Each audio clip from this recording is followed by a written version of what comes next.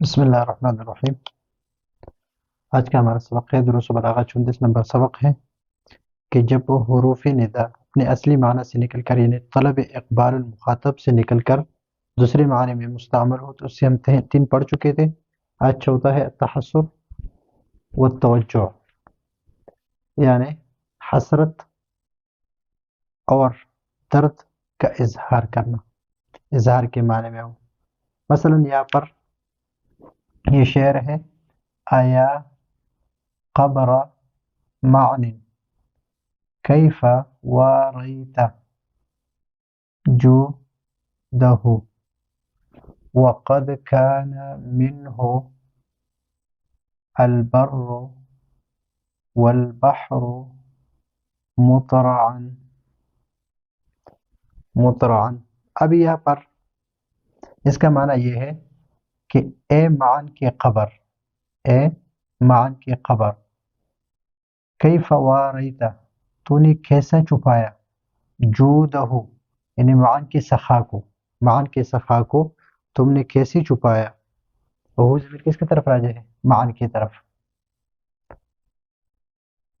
معن ایمان جو تھا وہ ایک سخی آدمی تھا، اس کے بارے میں بہت قصے مشہور ہے، لیکن اس سبق میں جو شعر ہے اس کو بیان کریں گے۔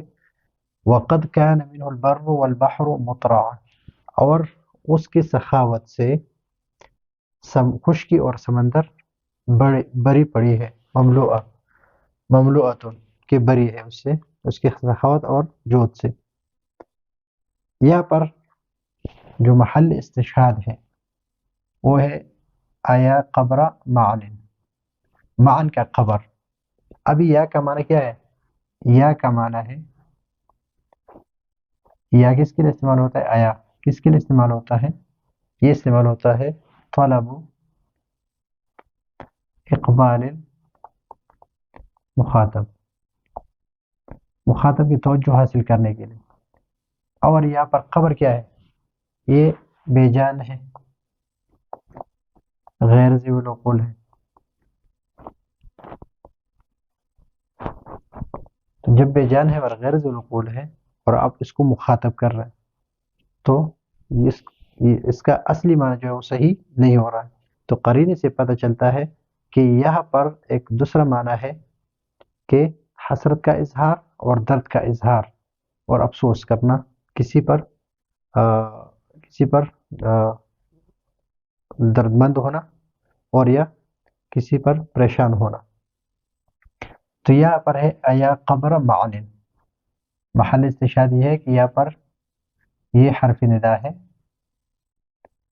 اور یہ اپنے اصلی معنی طلب اقبال المخاطب سے نکل کر دوسرے معنی میں استعمال ہے، جو دوسرا معنی کیا ہے؟ التحسر والتوجع، توجع یہ درد سے ہے، درد کا اظہار، اور یہ حسرت سے ہے، حسرت کا اظہار، بے چینی اور برقراری کا اظہار۔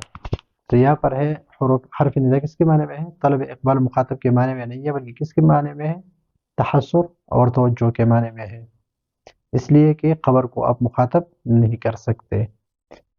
یہاں پر التذکر، تذکر، تذکر، تذکر کہتے ہیں یاد کرنا، یاد کرنا۔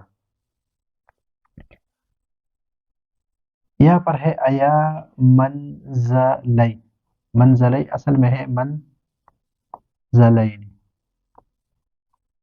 دو منزل ہے۔ سلمہ، اے سلمہ کے دونوں منزلوں، جہاں پر انہوں نے وہاں پر ٹھہرے تھے وہ جگہ۔ سلام علیکما، کما ضمیر کسی طرف راجع؟ دونوں منزلوں کی طرف راجع ہے کہ اے سلمہ کے دونوں ٹھہرنے کی جگہ تم دونوں پر سلام ہو۔ حالل ازمن اللاتی، اللاتی یہ کیا ہے؟ اس میں موصول ہے، اس میں موصول ہے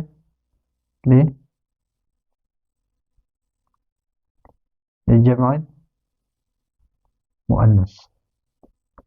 جمع المؤنث اللاتي. هل الأزمن اللاتي مضينا جو گزر چکی ہے. هل الأزمن رواجع الأزمن اللاتي مضينا کیا وہ زمانے لوٹ جاتے ہیں جو گزر گئی ہے.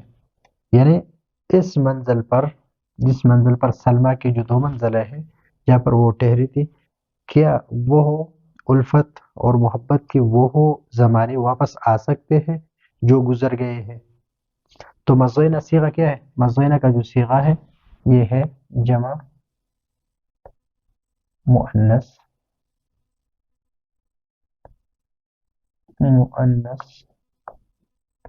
غائب. جمع مؤنث غائب کا صیغہ ہے مضینہ. رواجع راجعات کی جمع ہے رواجع اور یہ منتہی الجموع ہے. تو یہاں پر محل استشہاد کیا ہے؟ آیا منزل سلمہ. ابھی یہاں پر تذکر ہے یاد کر رہا ہے اور وہاں پر اپنی پریشانی اور اس کو بیان کرنا تھا. تو یا منزل سلمہ ابھی سلمہ کی جو منزل ہے اس کو مخاطب نہیں کیا جا سکتا اس لیے کہ وہ بالکل بے جان ہے اور اس کو آپ مخاطب نہیں کر سکتے. تو یہاں پر کیا ہے؟ تذکر ہے معنی یعنی اس کی ان چیزوں کو یاد کر رہا ہے یاد کرنے کی کوشش کر رہا ہے جو اس کے اچھے اوقات گزرے تھے اور جو اچھے حالات گزرے تھے. تو یہاں پر مخاطب کر رہا ہے کس کو؟ اور پھر زمانے سے پوچھ رہا ہے. کس سے پوچھ رہا ہے؟ زمانے سے پوچھ رہا ہے کہ حل الازم کس سے پوچھ رہے ہیں؟ اس منظروں سے پوچھ رہے کہ حل الازم اللاتی مضین رواجع کیا وہ زمانے دوبارہ لوٹ سکتے ہیں جو گزر گئے ہیں. تو یہاں پر تحسر توجہ اور تذکر کے لیے ہے اور اس کے لیے نہیں ہے.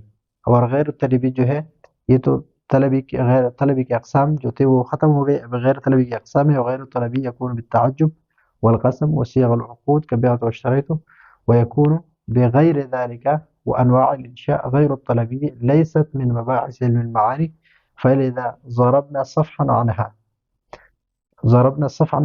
یعنی ہم نے ان سے منہ موڑا یعنی اس کو ہم نے بیان نہیں کیا اس کے بیان کی طرف ہم نے توجہ نہیں دیا ہے اور اس کو ہم نے بیان نہیں کیا ہے. تو ضربنا صفحا عنها کہ ہم نے اس سے منہ موڑ لیا ہے. تو یہ ہے آج کا ہمارا سبق دروس بلاغت 34 نمبر سبق ہے. اگلے سبق کے لیے اجازت چاہتے ہیں. اللہ حافظ.